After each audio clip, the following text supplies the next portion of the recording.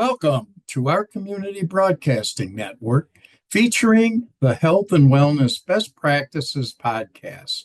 I'm your host, Dennis Streeter. Today's program will feature Rocky Mountain Equality. The organization promotes a vision of LGBTQ plus people, families, and communities living authentically in an inclusive, equitable, and compassionate world. They work collaboratively to create connection and provide advocacy, education, research, cultural events, and responsive programs and services that ensure LGBTQ plus people, families, and communities thrive. Visiting with us today is Marty Moore, Chief Executive Officer for Rocky Mountain Equality. Marty, thanks so much for being with us today. Dennis, thank you very much for the invitation. I'm happy to be here. So, Rocky Mountain Equality is an organization that really does a lot of advocacy, but you do much more than that. You want to give us a little history and background on the organization? I love to talk about the organization, so of course I will. Our organization, Rocky Mountain Equality, was actually founded over 30 years ago. And it's interesting as I think about it this more today about the roots of the organization and where we are now in 2025 and the continuing importance of the organization. Some of the listeners may not have been in Colorado at the time, but in 1992, neighbors voted to make sure that gays and lesbians didn't have any rights. And it was called Amendment 2, and it passed. And it was very hard on the mental health of gays and lesbians who were working to try to stop Amendment 2. And people's personalities changed after that. And there's some deep research that Glenda Russell has done in that area. That case went to the Supreme Court and was argued in a case called Romer versus Evans. So the law was never enacted in Colorado, but Colorado became known as the hate state at that time. So shortly thereafter, a group of people, activists, if you will, formed in the city of Boulder, an organization called Boulder Pride. And what they did is they had materials in the trunk of their car that somebody would be in charge of that week. Our phone number is still the original hotline number if somebody needed help, if they were losing their job because they were gay or lesbian, if they were struggling, if they needed community, they would call 303-499-5777. And it was somebody's job each week to have the phone line or to have the materials in their trunk. So it was very quiet organizing. They had the first Boulder Pride Parade, which was, I understand, was a block long. We still have the baton that I occasionally swing around the office. But those were the roots. The roots came out of, we are here. We are part of the community. We need each other. I know you have a lot of interesting programs, and we'll get into that. But you are particularly strong in your health and wellness program, aren't you? We have so many different programs that are based upon health and wellness. In fact, most of what we do, whether it's our volunteer program to our behavioral health program, is based on health and wellness. COVID was hard on everybody. The lockdown was hard on everybody. Prior to the lockdown, in the research that we have for the LGBTQ community, which certainly doesn't come from any government sources, and we're not going to see that going forward for several years, as the current administration erases us from language, from websites, from data collection efforts. We knew going into the pandemic that behavioral health for the LGBTQ community is not as strong as that of the cisgender straight community. Not because there's something wrong with us, but because of the societal discrimination that happens, because of lack of understanding of who our community is. And so coming out of the pandemic, those numbers were worse than heading in. Now, everybody had declines. Straight white men, the suicide rates for straight white men went up coming out of the pandemic, straight up. Financial pressures are real, and we know that financial pressures lead to poor mental health outcomes. We were almost out of the pandemic. Lockdowns were starting to open up. And within 6 days, two trans members of the larger community, not folks who were tied directly to our support groups, died by suicide. And I was working in my basement through the pandemic. And when I got the notice of the second one, I just picked up my phone and I called a newly elected Boulder County commissioner who happens to be a neighbor and a friend. And I said, Commissioner Lochamin, I am tired of being polite and asking for money. I'm demanding that the county step forward with money for us now, because we will not take one more suicide because of the lack of funding and commitment from the place that we live. And she was new enough, she thought she could get it. Well, she did. We had to jump through a few hoops, but that started the program that we call The Point. And it's a point of entry for people who have need for therapists and support. And so through working with Boulder County and their human services, we have slots for people to get care, therapy that is culturally competent, may actually be led by a member of our community, but if not, culturally competent. We have access to mental health care for folks whose English isn't their first or maybe one of their languages at all, so Spanish. And we have between 10 and 15 slots a week. So it's a point of entry. Somebody reaches out online and does an intake. Somebody follows up with them, gets them placed within a couple of days. Now, we're not a crisis response team. We are not. We keep hours, we refer out for crisis response, but we can plug somebody in. Once somebody is plugged into therapy, we have case services that surround them, whether it's housing, whether it's legal, whether it's family issues, drug and alcohol issues, whatever those might be, then our case managers start addressing those issues while somebody is going through therapy. We try to place somebody in long-term care by the time they hit 5 slots. So if somebody, because we want that to open up for the next person. So the case manager is then also working to find a permanent solution. Those slots are for people on Medicaid or Medicare or who are uninsured.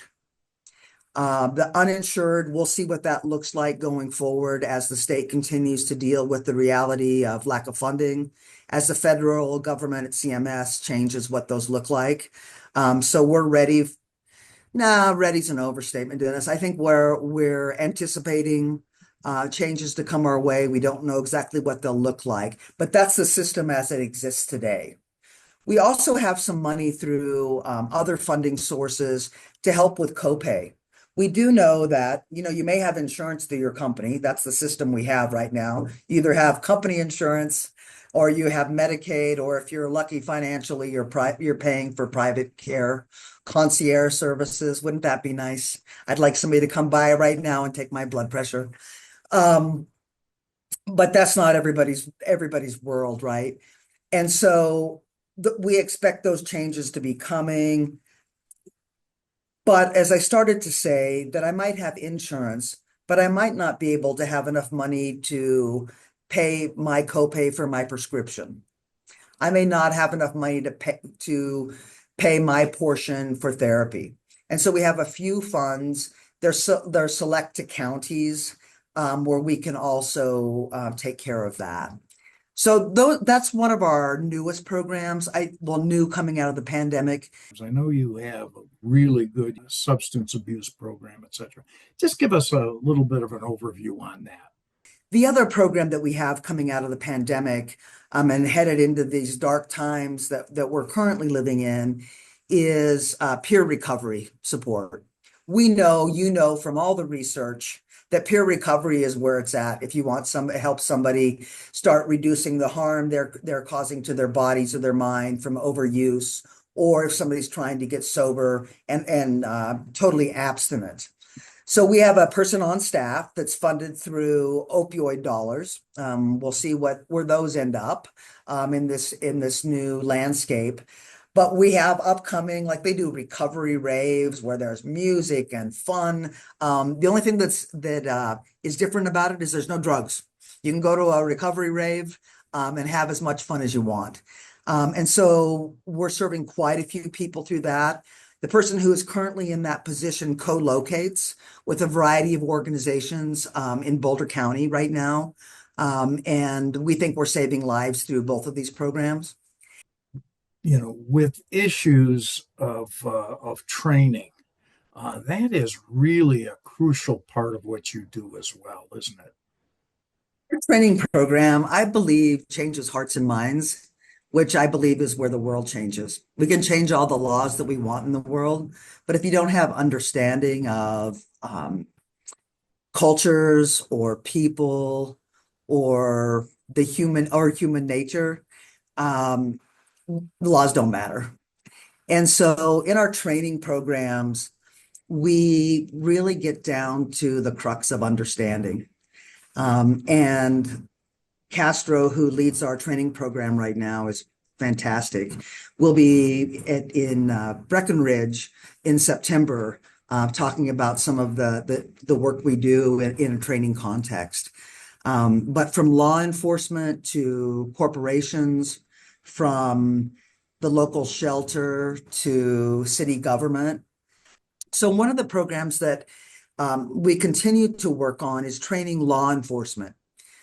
We know that hate crimes are real in our community and LGBTQ people are targeted. In addressing those, starting, I think, back in 2018, we started training liaisons within a variety of municipalities. So right now we have from Fort Collins to Golden and Black Hawk down to Aurora and Denver and places in between. So a large metro area of groups that we work with. Upcoming in May, we'll be doing a panel on how to onboard trans members of our community who are in law enforcement. So they're different topics. We've done post-accredited bias reporting, where we train detectives, investigators, and patrol officers on questions to ask to figure out if this was a hate crime. And we also train the local shelters or corporations on inclusion. You guys do an awful lot of events and activities, and I know Pride Month is pretty big for you. So you want to talk a little bit about that? We do a lot of events and activities. So we do Boulder Pride, Longmont Pride, and then this year, folks in Loveland asked us to come in and produce Loveland Pride. So we have all those coming up in June. But throughout the year, we do events because one of the things that keeps us all well is community. And so the more events that we can put together cost effectively, the better off for all of us. And I've recently said to my staff, if this place isn't full, if this community center isn't full every night of the week, we are doing something wrong. Because the way that we're going to help people move through the current landscape is through community. And so whether it is folks of color on Sunday doing a kiki session in the main space, whether it's a ballroom event happening in the city of Broomfield, whether it is a recovery rave or Tai Chi or old lesbians like me playing game night. We need this place busy and we all need community. Okay, Marty, do you have any final thoughts for us today? You know, Dennis, I think that I would say in final thoughts is that community is where it is for all of us, whether we're an introvert or an extrovert, whether we like to dance or we prefer to play cards. Coming together is the only way that we are going to make it through the difficult days that we've been in, and that will continue. And Rocky Mountain Equality is here for everybody. We serve youth and their families. We serve adults and their families. We serve allies. We're a community organization with community space, and we engage with the immigrant community, the folks serving people with HIV and AIDS. We partner with the domestic violence community, with the sexual assault community, with city councils, with county councils, with government agencies and electeds.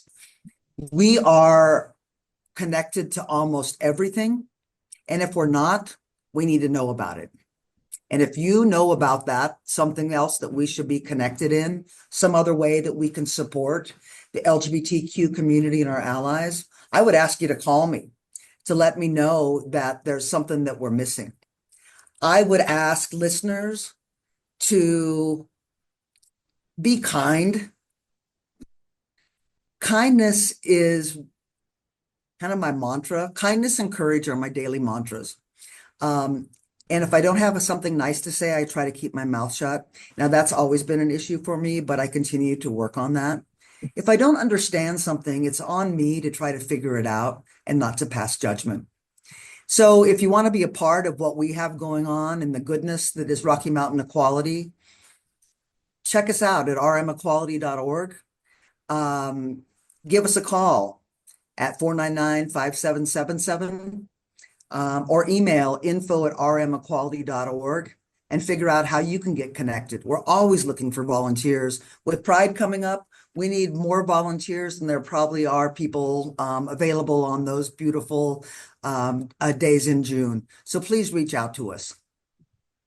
Yeah, and again, I have the website information up on screen and the contact information. I encourage people to go to your website. I was very impressed with the layout, the fact that it's very interactive, but the information is just wonderfully easy to understand, and that's something that's not Micah, the that's Micah. We did one of their first jobs was to do a whole new site and map that thing out. So there's well. tweaks here and there, but it's a very good product. You nailed it. You nailed Yep. it as far as I'm concerned. So, Yep. okay, Marty. Well, thanks again for being with us, and I hope you'll come back and talk about some of the issues that you guys are going through as well.